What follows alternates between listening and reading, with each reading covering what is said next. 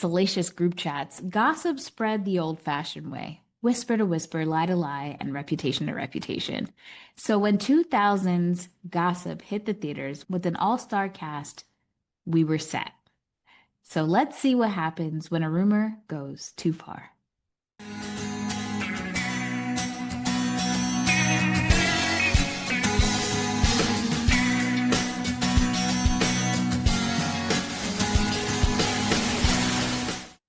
Welcome to the No More Late Fees podcast. I'm Jackie. And I'm Danielle, and we're just two best friends and ex-Blockbuster employees rewatching some of the best and worst movies from the late 90s and early 2000s. And guess what, guys? Joshua Jackson Mayhem Month continues. So, of course, this week's episode is a movie that stars our boy, Joshua Jackson, and we're doing the 2000 thriller Gossip. But before we dive in, let's get into some housekeeping. Oh, you whispered. Should I do that too? No. If you love gossip or the podcast and you want to support us, here's how you can. Are you loving our deep dives into your favorite 90s and 2000s films? Show us some love and leave us a review on Apple. Danielle, tell us what the movie is about. Girl, vibes. There were vibes and pretty people. Yeah, pretty people and vibes. And I think it's in New York. Three roommates invent a story about a popular girl to track how quickly gossip spreads on campus. And they call it some sort of, project for school. Yeah. But things get turned upside down and the rumor turns pretty serious because there's a date rape allegation, forcing everyone involved to deal with the consequences of their actions. And I do want to give a warning that this movie, obviously just said, deals with rape and sexual assault. So trigger warning for that. The movie stars, of course, Joshua Jackson, James Marsden, Lena Headey, Norman Reedus, Kate Hudson, Marissa Coughlan, Sharon Lawrence, and Edward James Olmos. The movie was directed by Davis Guggenheim and was written by Gregory Poirier and Teresa Rebeck. And you can currently watch it for rent on Amazon. Did we rent it on Amazon or Apple? I think I bought it. Oh, okay. And guess what, guys? Jackie and I got to watch this together in real life. We did. IRL, people. It's a rarity, but we got to watch it.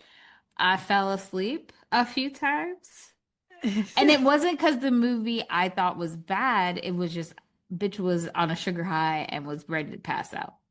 Tired. We did have a little bit of a sleepover vibe going on. Yeah. So there were snacks and new jammies, and Ken watched the whole thing and had minimal questions. Love how I told Ken this, welcome to his first sleepover with us, but it's like, he probably looked at me and like, bitch, we done this a million times already.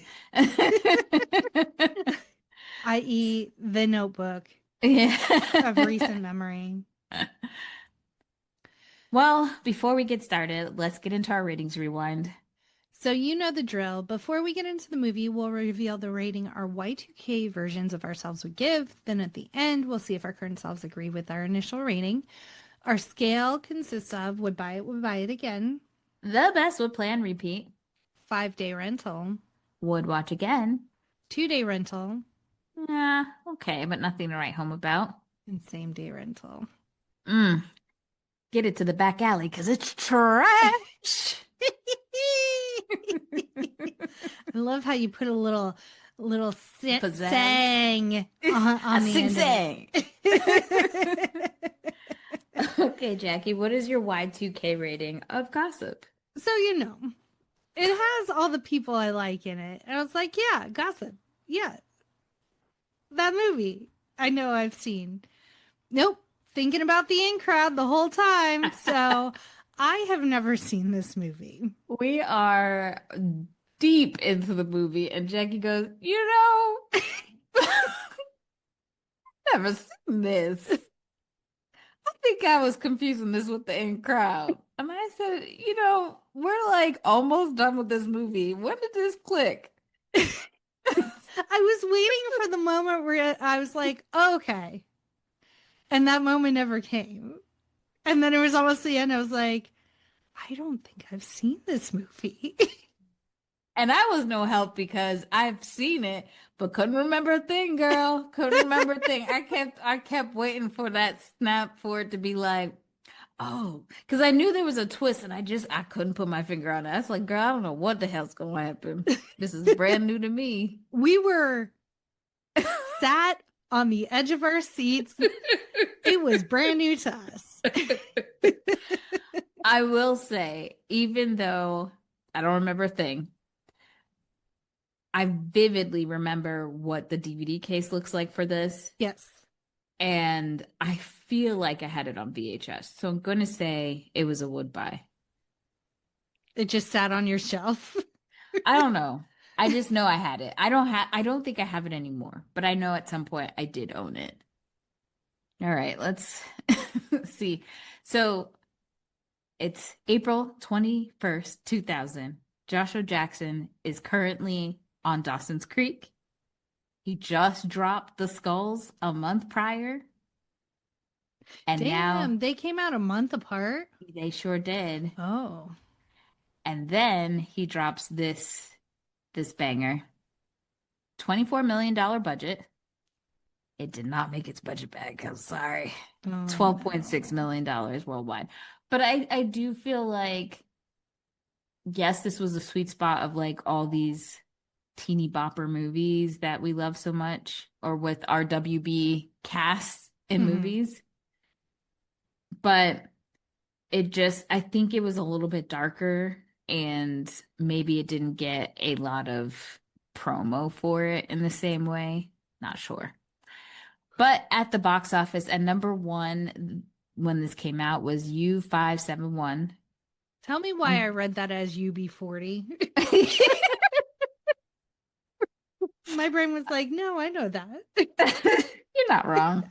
Okay. I think it's a movie about a submarine. Yes. I don't know who's in Samuel it. Jackson? I wanted to say, who's the man from Men in Black? Tommy Lee Jones? That's who first came to mind, but I've never seen it, so I have no idea who's in this Hold movie. on, let me pull it up because I think we're both wrong. Very wrong. Way off. Who is it? Okay, you did get Independence Day. Oh. Is that what you said?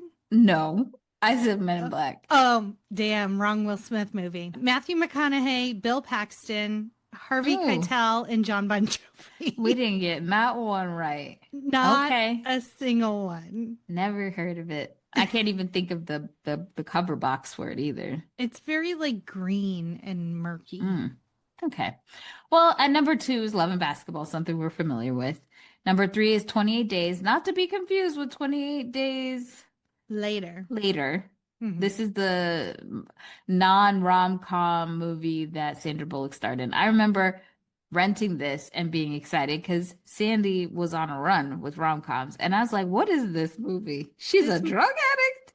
An alcoholic? Movie made me fall in love with Alan Tudyk because we know famously on this podcast, I never watched Serenity and Firefly. Firefly.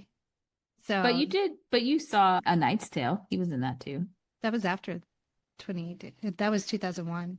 Oh, okay. Yeah. But Firefly came out much later. Did it? Yeah. Well, anyway. I think so. Because Serenity came out, I think, in 2005. So maybe, yeah, you go ahead and do that. We're full of just misinformation today. Way off base today. And number 4 was Rules of Engagement with Joshua Jackson's other Dawson's Creek co-star, James Van Der Beek. And 5, Keeping the Faith. 2002 for Firefly. Okay, yeah. The film opened at number 12, hence why you didn't hear it in the top 5. And it had a 59% decline in the box office earnings the Mm. following week, descending to number 17 and then following into obscurity after that. Roger Ebert, Lil Raj, gave this movie 2 out of 4 stars. He said the film looked like it had something interesting to say about date rape and gossip, but that the filmmakers copped out with the ending and it was like a sneer at the craft of the storytelling. Okay, Lil Raj, how did you want it to end? Like it could Uh, have just ended with Pacey in jail. that would have been a different story to tell. I think to me, it leaves it too open-ended that there aren't repercussions for the fact that this man raped this girl. Like, Hmm. and we'll get into that Yeah. because then I just realized I'm just cracking it wide open and skipping to the end. But I can I don't give that man enough rope. I'll give him enough rope to hang himself most of the time, but I feel like he's not completely wrong. So, but before we get into the cast and crew, let's hear a message from our pod pals.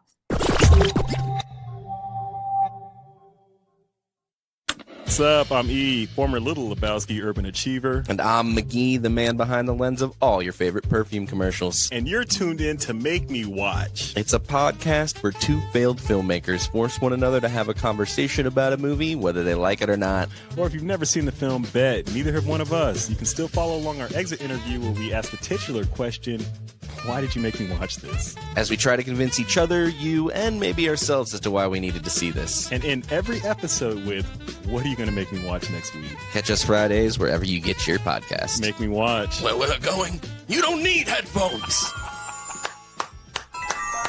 I liked it. Brittany Murphy and Reese Witherspoon were considered for the role of Naomi Preston, which ultimately went to Kate Hudson. Jennifer Love Hewitt and Maggie Gyllenhaal were considered for the role of Jones, who Lena Headey, Yeah, Headey, I think. Which Jennifer Love Hewitt makes sense because the director actually he's a TV director, so he did Party of Five. Kate Hudson almost dropped out of the cast completely to star in Almost Famous. I guess she was able to make her schedule work because she was able to do both. I saw, so, by the way, if you want to cringe, look at the interviews of the cast. I know there's like a lot of talk about influencers being on the red carpet or having access to celebrities and movies and stuff with interviewing and not being credentialed and whatnot. I just need us to take a step back and realize that it ain't never been right. If you go and watch some of the old interviews from the 90s and 2000s, these people were unhinged, especially the men. The things that they would ask, a lot of not just the men, because remember we talked about that lady Bobby who interviewed Kirsten Dunst and Samantha Mathis about, well, mainly for Kirsten, about Interview with the Vampire. And they were like, she was like, oh, did you like kissing Brad Pitt? Like, it was super inappropriate and weird to ask this child this.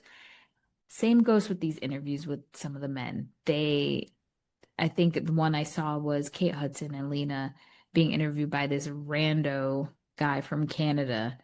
And it's like he wasn't really listening to what they were saying. Mainly Kate was talking and he interjected a lot and he tried to hit on them. It was very unprofessional and cringy.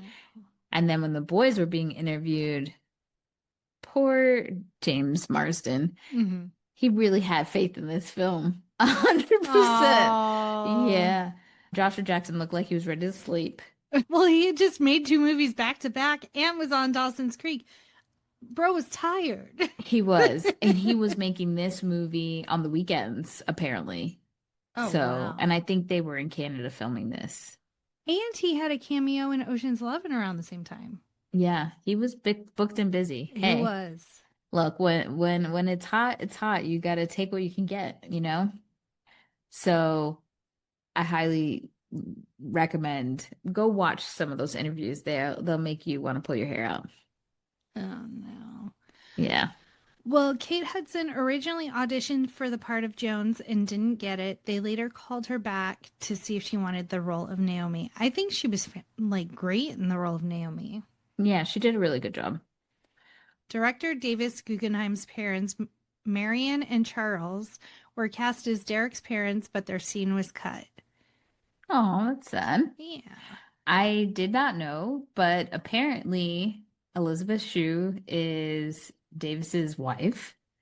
And the scene where the brunette gets together with Derek at the party, they had her voice dubbed because her voice wasn't deemed sexy enough. So they brought in Elizabeth Shue. It's the most random shit I've ever seen. Yeah.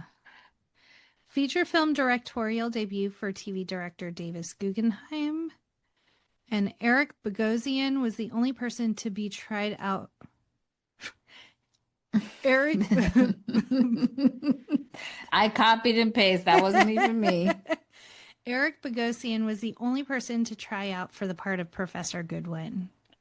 And for all of you Interview with the Vampire fans who watch the show, he is, I don't know, I haven't watched the show, but he plays the Christian Slater part. That's all I know. The guy who's actually doing the interview. Oh. That actor plays that on the show. And lastly, the original director and eventual executive producer was Joel Schumacher. Oh, okay. Yeah. Funny enough, the university that the students attend in this movie was also the setting of several other films, including Urban Legend and The Skulls, which all coincidentally star our boy, Joshua Jackson. Did he just live nearby? He's like, give me whatever movie is set at that university. So he I don't is have to Canadian, so maybe it's close to home. Yeah. Yeah. All right, let's get into it. Okay, so the movie opens up and we're introduced to Jones, played by, I'm gonna get her name wrong again, Lena Headey.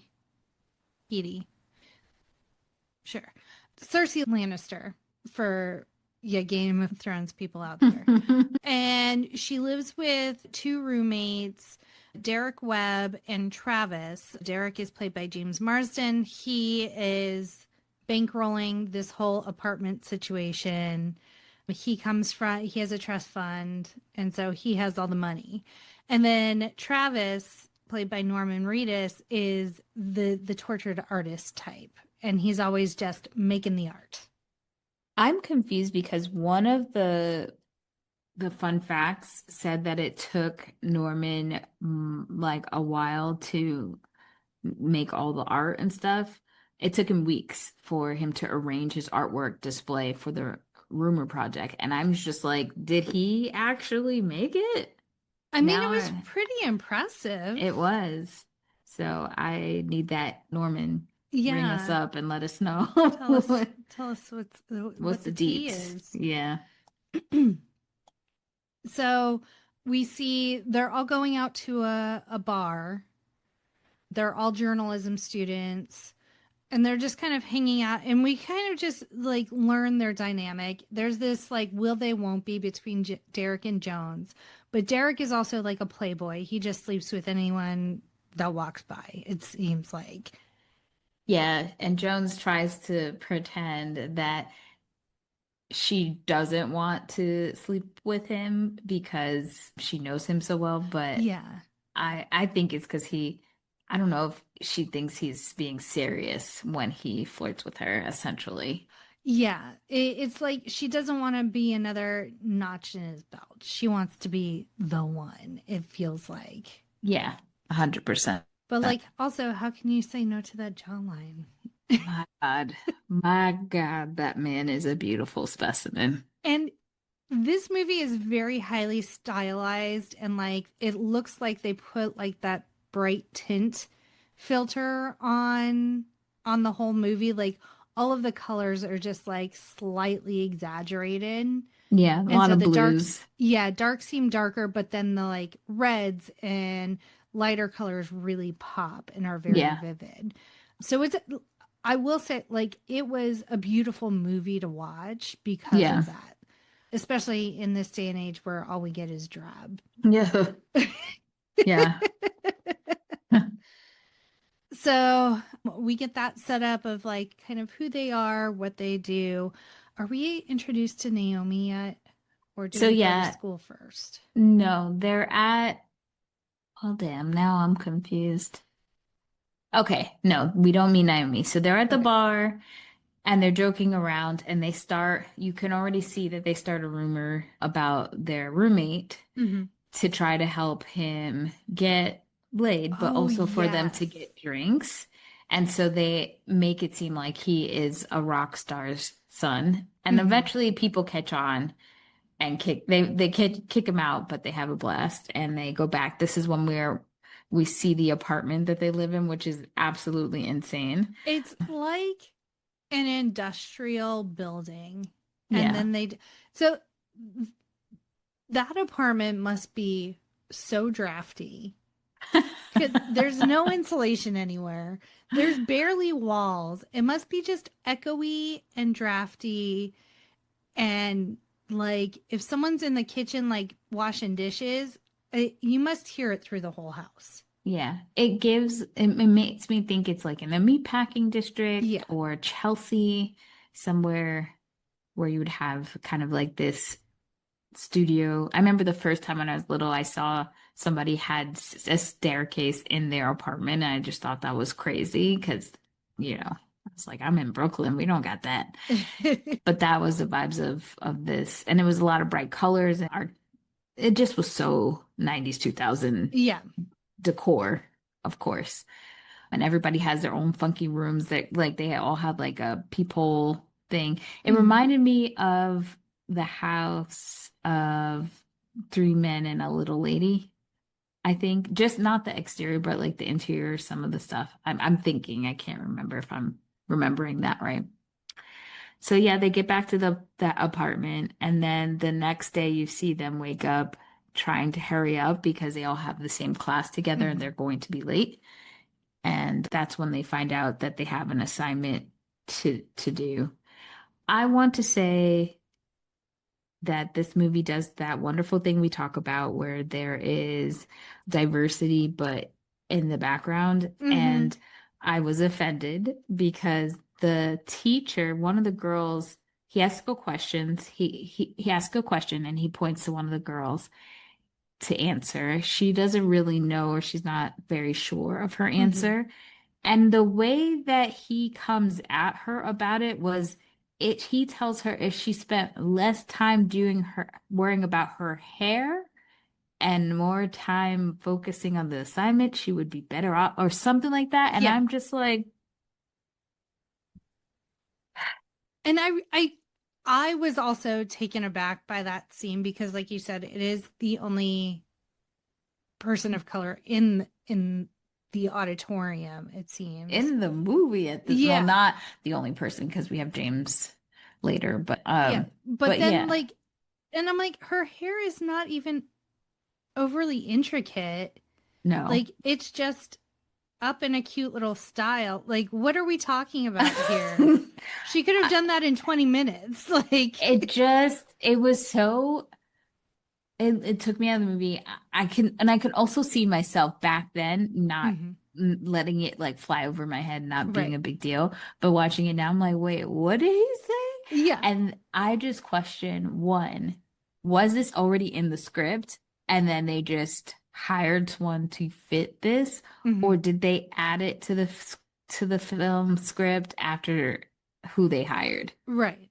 I would love to know. Yeah.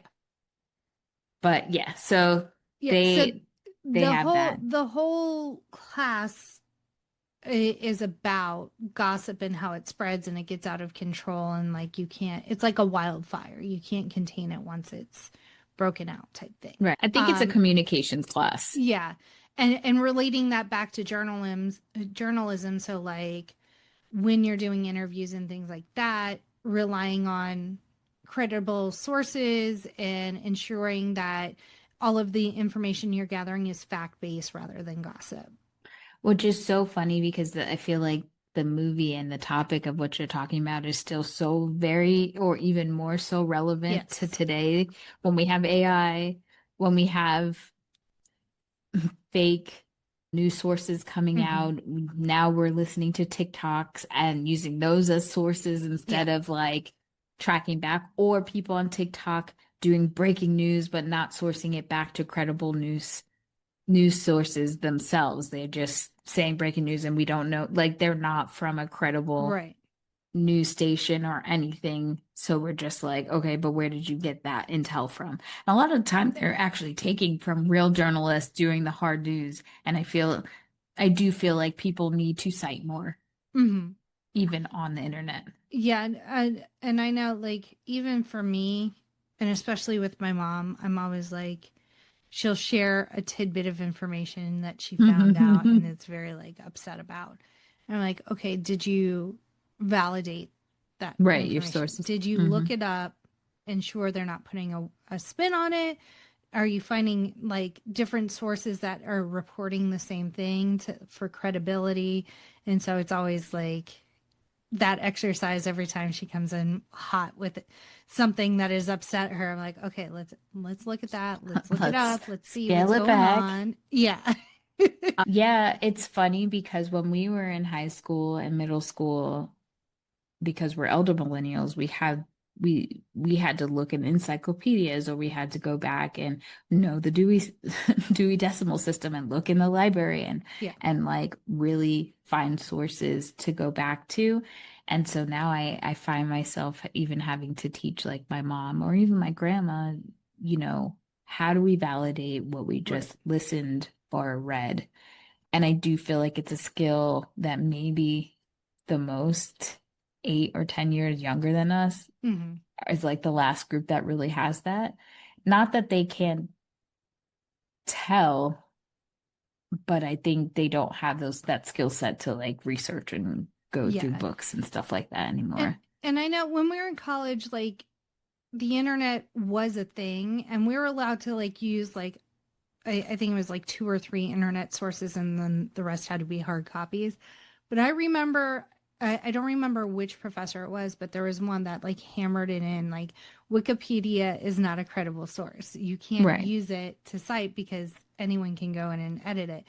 So even when I'm looking stuff up or I'm just like, if I'll pull up a Wikipedia page, just kind of get an overview, but like that is always playing in the back of my mind, like Wikipedia is not a source. So like, I think we need to have classes for our aging parents to help them because, I was showing my mom, like, if you click a link and you're trying to find what is the main source for this. Usually in an article, if they're talking about it, they have to put the link to where they got it. Right. And we went in a circle once and found out like all of it wasn't actually true, or understanding that credible sources are not just .com, but like .gov, finding out if it's a government site, if it's fake, even emails like that. My mom was freaking out. She got an email and I'm like, let's look at the email address that sent it to you. Is this a viable source? I mean, she's like, no. I'm like, okay. Yeah. But it's very scary. Like all really of you guys having to deal with elderly parents or just a little bit boomer light. Good luck. Yeah. It's hard in these streets. And I know because my major's in film and video, but I had to take a lot of like journalism classes or media classes. And so at BCC, Broward Community College, now just called Broward College. Hello. I took a media studies class. And at the time, they're like, usually because like for a long time, all of the media channels have been owned by a couple of conglomerates. So there was like Turner. I can't remember what the other one was. There were only like 2 or 3. So they're like, they're always going to tell you, or they're always going to control what their outlets are feeding you. Right. And so back then, what my teacher said was, if you want like a truly unbiased source, go to Associated Press because it's Right. international. And so it's reporting without the bias of being in the United States a Yeah. lot of the time and looking in to see what's going on and reporting on that. Now that we're more global in our No, media, I still think that's correct. It's well, unfortunate, but AP it's is worse now. still a very credible source, but it because information moves faster and is more accessible, you still kind of have to do your Yeah, due diligence and kind of corroborate what is being reported, no matter the source that you're true. accessing. Yeah, it's bad out here for all of us nowadays. So after this class, they end up going home, and I think this is when they go to the party. They go to another club, and for some reason, Jones is just like standing outside of the club slash bar, and she's with what's the other girl's name? Because she's like really in this movie more than I thought she was gonna be.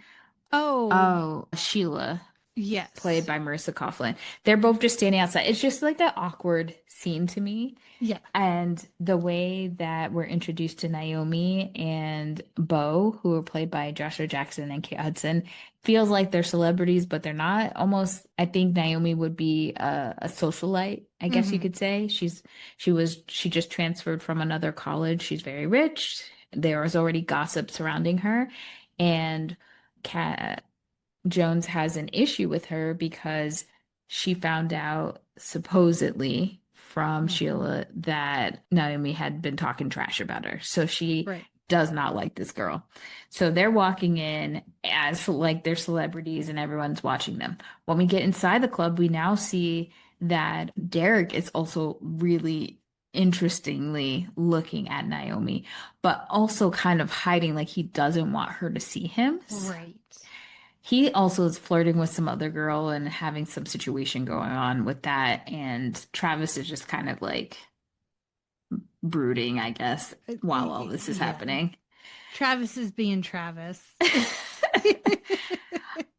And at this point, this is when Derek takes his girly pop and is making out with her, but she gets very drunk. And so he takes her Mhm. to the bathroom.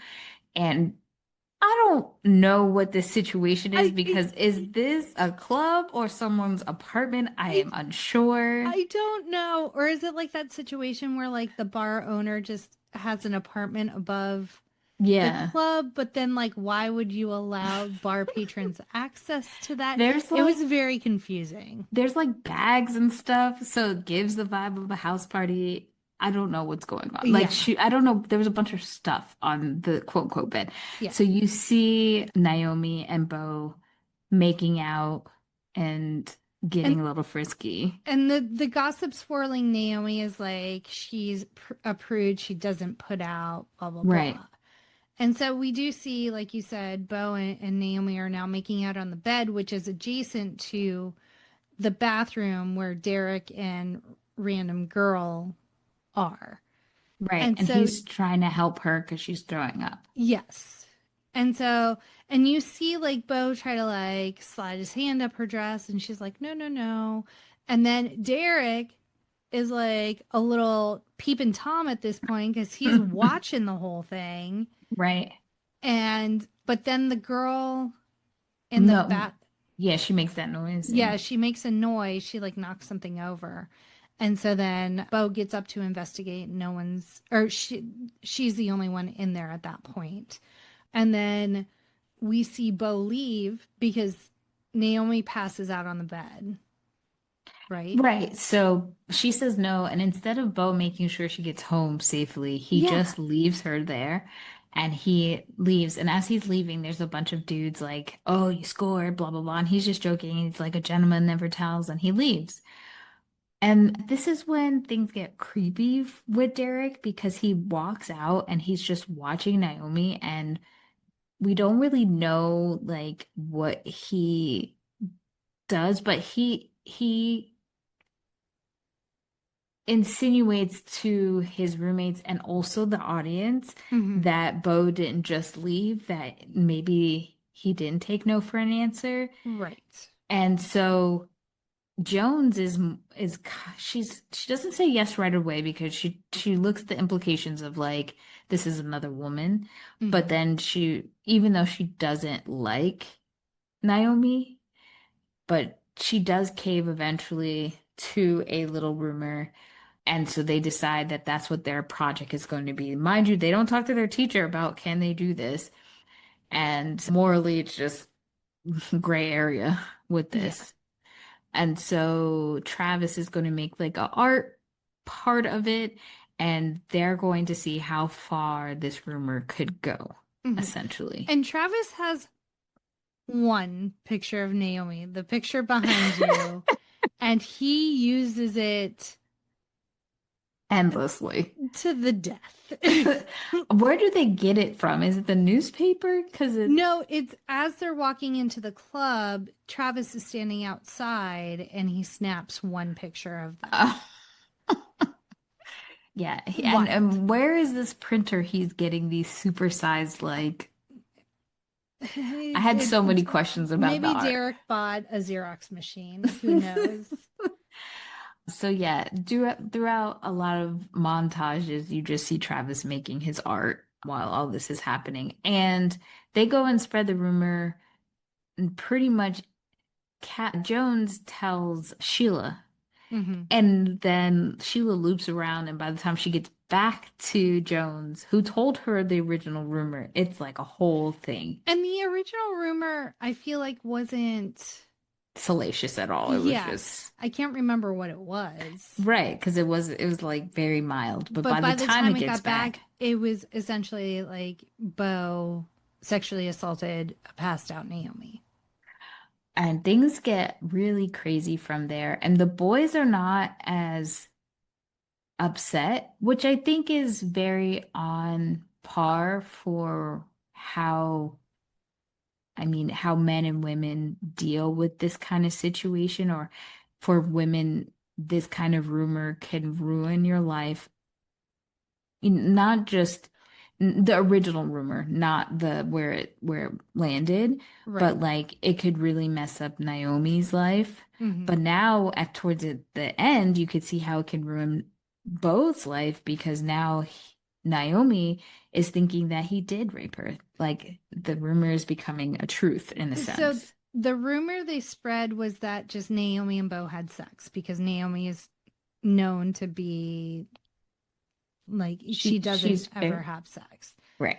And then yeah, by the time it comes back around, and then like you said, like Jones immediately is like, we have to come clean. Like now they're saying that Bo sexually assaulted her. Like this isn't right. She's immediately like, we can't continue perpetuating this. Like we have to do something to stop it. And they're like, oh, it's fine. Yeah, they don't, their thought process is that this will eventually die down, Mm-hmm. but it actually doesn't because it gets to Naomi and she gets really nervous and she goes to the police. And we find out later that the reason why she's able to go from 0 to 60 about questioning this is because she has dealt with another sexual assault in her Mm-hmm. past. So she goes to the cops, and this is when we meet Sharon Lawrence playing Detective Kelly. And so they're looking into it, and Bo is arrested Mm-hmm. for for questioning and stuff like that. He's released, and then he now wants to set the record straight with Naomi that he did not rape her. And again, the guys are still kind of just like, it is what it is. And at this point, I feel like Derek is kind of bullying them. So Travis kind of quiets up Mm-hmm. and he gives Cat Jones a hard time about Yeah. it as well. I'm trying to think if this is when they get it on together. I don't know how you go from talking about sexual assault and being mad that they won't stop the rumor to wanting to sleep with this man. Yeah. It was weird. It would have Yeah. been interesting if they had done that earlier on. And then she's like, oh God, he's a monster. Yeah, but she does this when she already thinks he's kind of weird. Yeah. And And then she finds out that Naomi and Derek went to the same high school Right. together.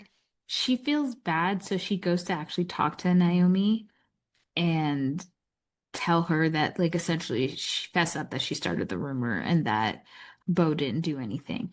And when they start to get to know each other, she also finds out that it was actually Sheila that started the rumor that Jones was sleeping with their professor. Mm-hmm. That Sheila's no good. No, Professor Goodwood. I remember in my head when I Uh-huh. originally saw this movie that part was actually not gossip, that was true. So when I It watched it, kind I of, was felt like that. yeah, like there were little like nods to like, well, is this Right. true? Like, especially like at the end when he shows up and stuff. I'm like, I feel Yeah. like a professor wouldn't just show up. Show up. Yeah. Yeah. It's weird. So she now realizes that she doesn't dislike this girl. Mhm. But then as they're talking, she says who her roommates are. And when she says Derek's name, Naomi loses her shit and kicks Yeah. her out of the room, drops her glass of orange juice, and is like, get out. So obviously Jones, seeing that response, she goes to her roommate Derek and say, you know Naomi, we started this whole thing and you essentially helped us pick this person Yeah. and you know her, like what the hell? And Derek's like, oh yeah, we went to the same high school, but like, we didn't really know each other and blah blah blah. Yeah. So And she's then like, Joan says, yeah. bet. Let me Right. go to your high school. So she rolls up. She does go to the local library. There are so many movies. And maybe like when there were like back in the day in small towns, they would keep a copy of every single yearbook from high school. But like we're already in 2000. Like, is the local library going to have a copy of like every year's yearbook?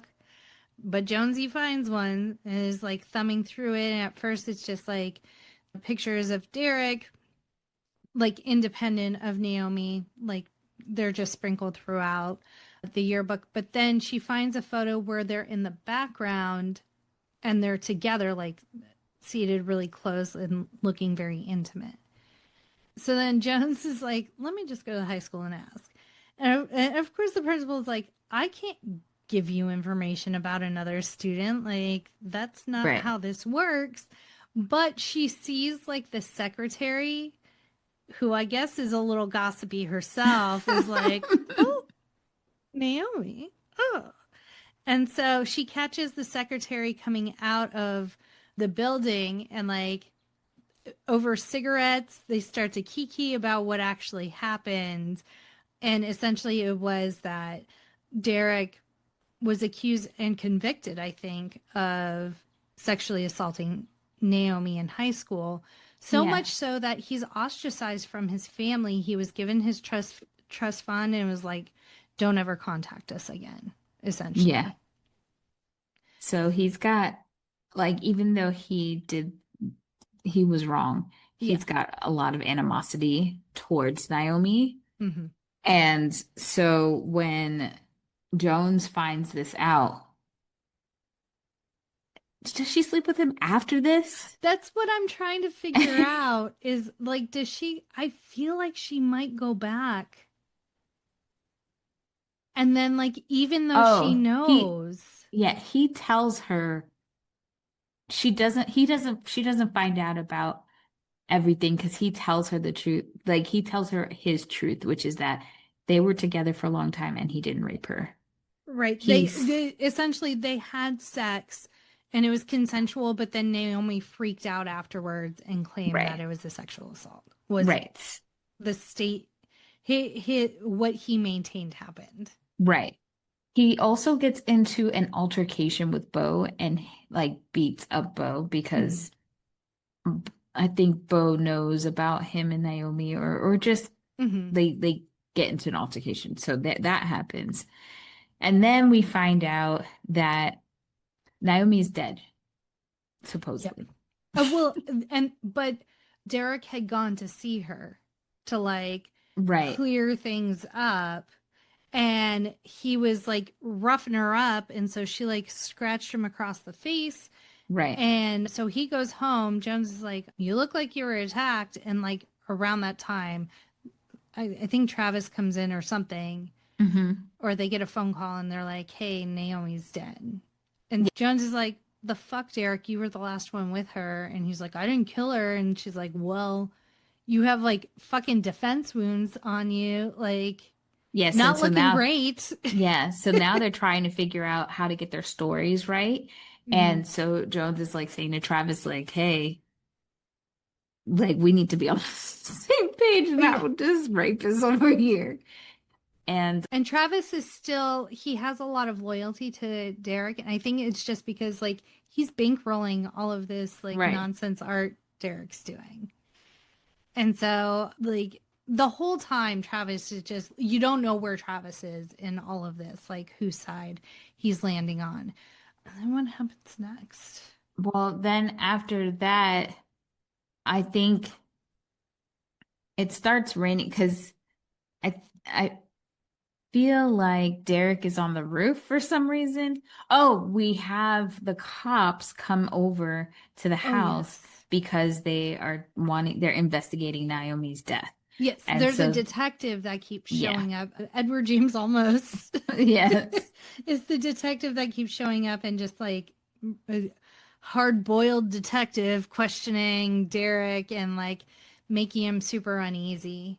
And so after the detective shows up and he's like, you got scratches, like highly suspicious.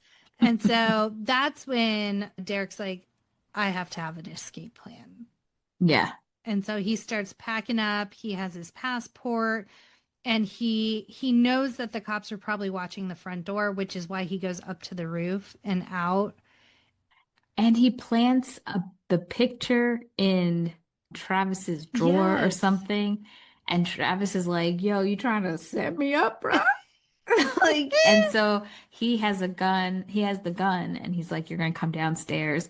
And so Jones comes out too, and they're essentially pressuring him to tell the truth. And so he finally admits that he raped Naomi back in high school.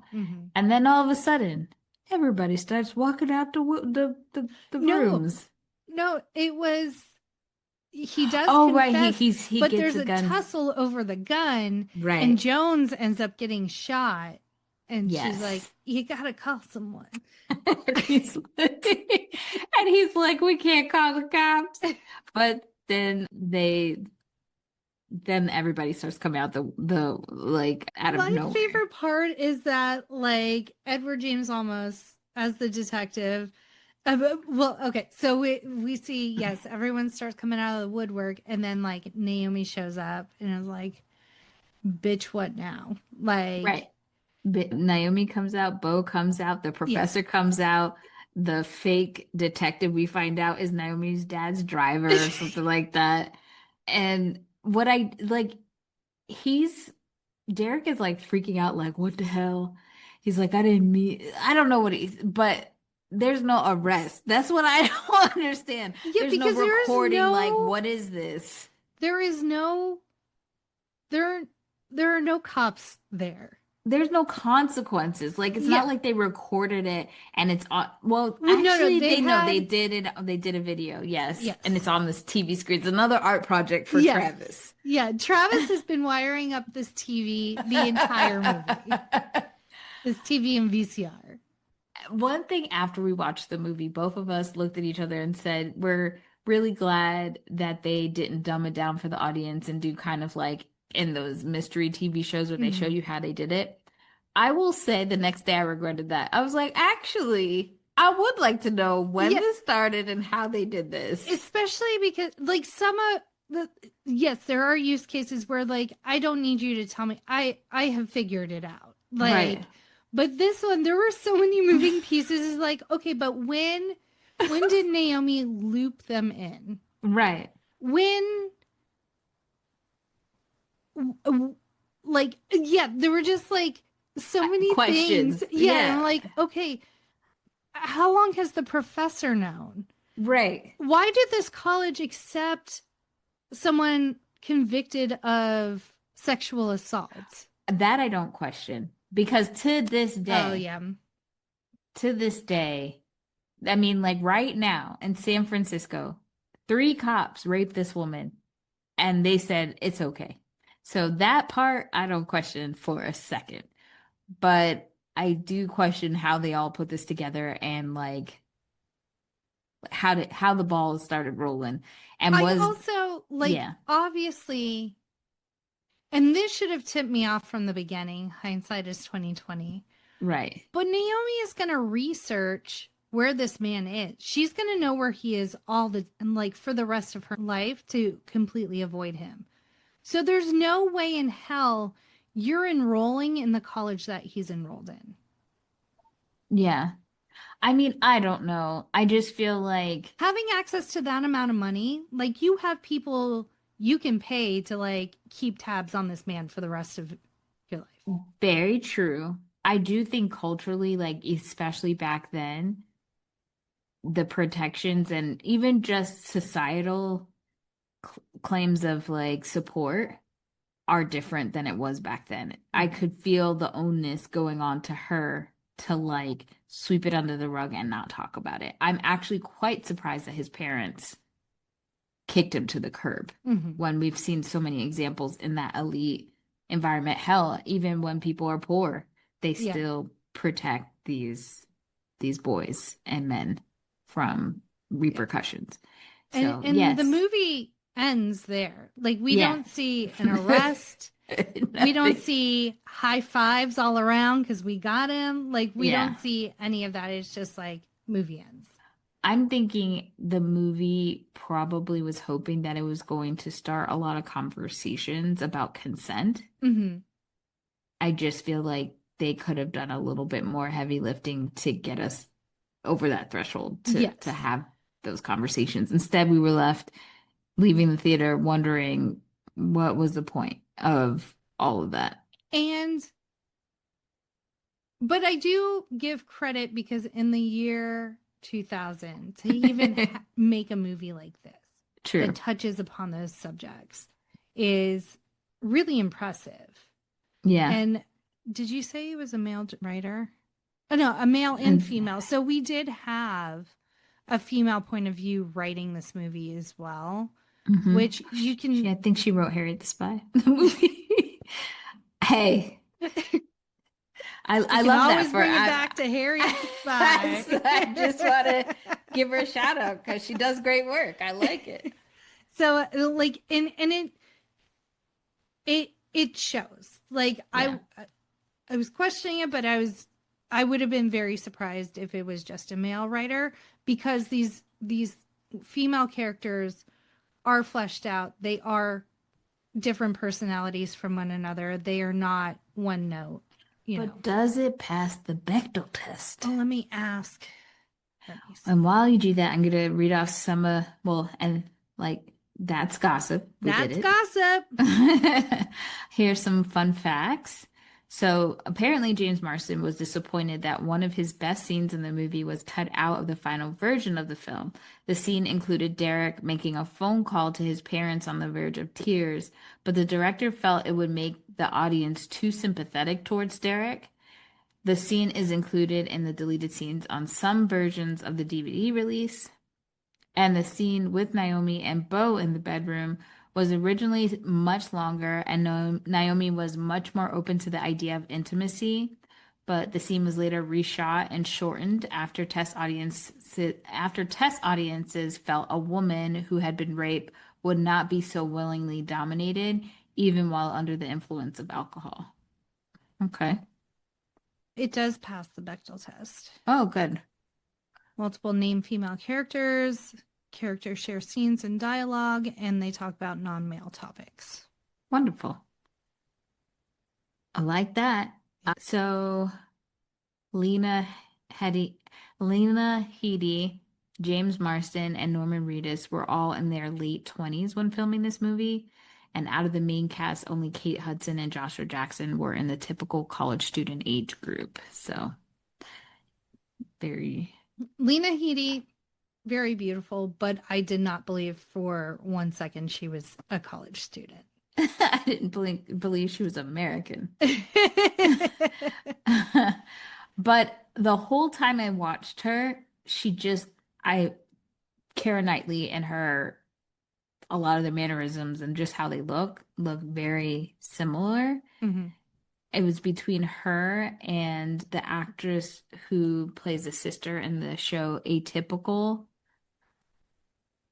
Well, I want to say them because I think they're non-binary. Jack Haven, who played Cassie on that show. hmm If you look at their like how they looked on that show and Lena in this movie side by side, I think they look so much alike. It Oh, it really? was really bugging me out.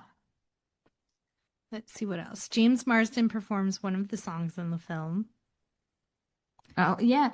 When he was on, so the first time I met James Marsden was on this show called Second Noah. He played a hmm teen dad in it, and Amy, Joey Adam, what's her name? You know who I'm Joey talking Lauren about? Adams. Thank you. She played his baby mama on the show. Yes. But I think his character also they like played in a band or they played music. I could be misremembering, but at that it's like how I remember him playing musical instruments and stuff like that. So when the police are searching Naomi's apartment, Edward James Olmos was talking on the phone to his son while laughing for the shot of the interior. Now I want to go back and see. I read that before we started watching it, so You I caught clocked it? it. Yeah. Oh, Yeah. why didn't you tell me? I'm I was sorry. probably You were sleeping sleeping. anyways. Yeah. The couch in the loft living area has a painting on the backrest of Derek, Jones, and Travis. The mouths on the characters are blurred out deliberately. So the Huh. mouths of Jones and Travis, I believe, are blurred out because Hmm. they are the ones that are in on the plan. Gotcha. All right.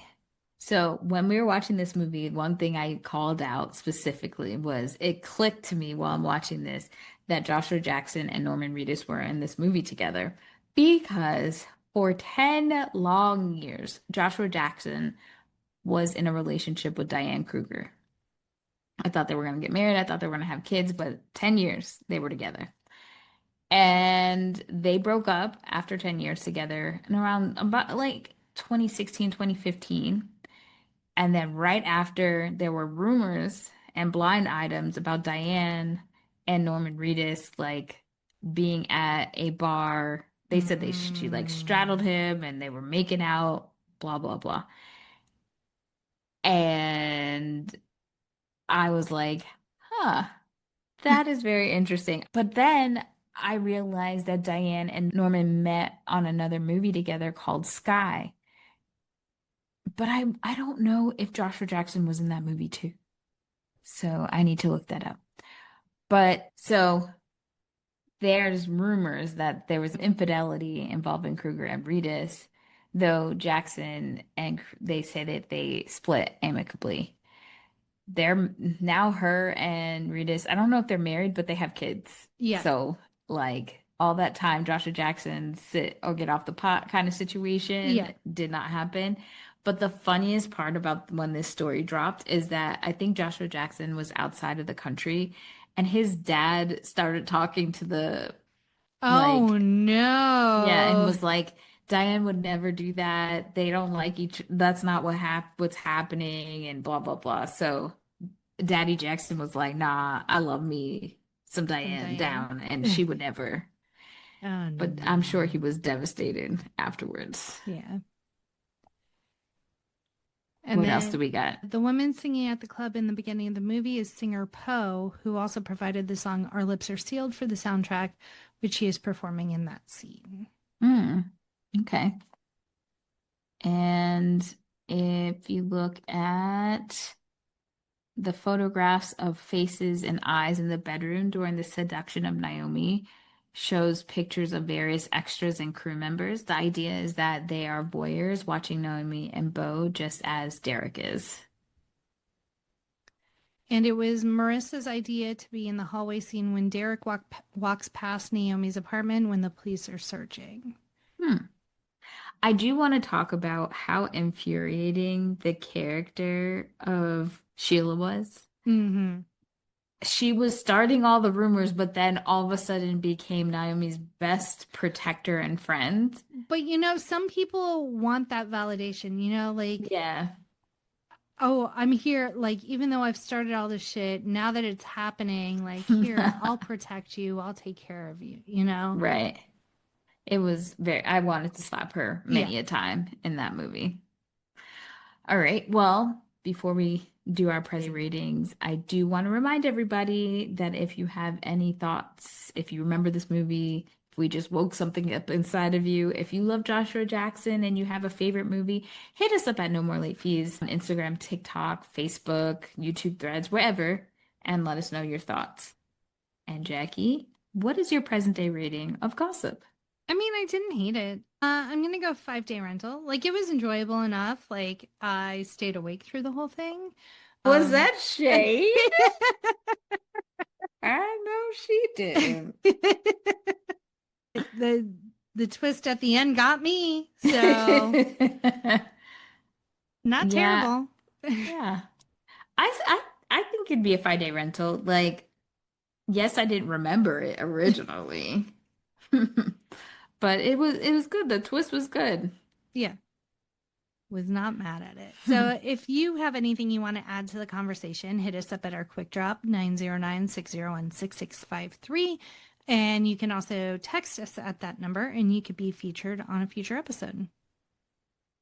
And don't miss next week as Joshua Jackson Mayhem comes to an end as we cover the Wes Craven movie Cursed. Roar. And as always, be kind and What? Rewind, bitch.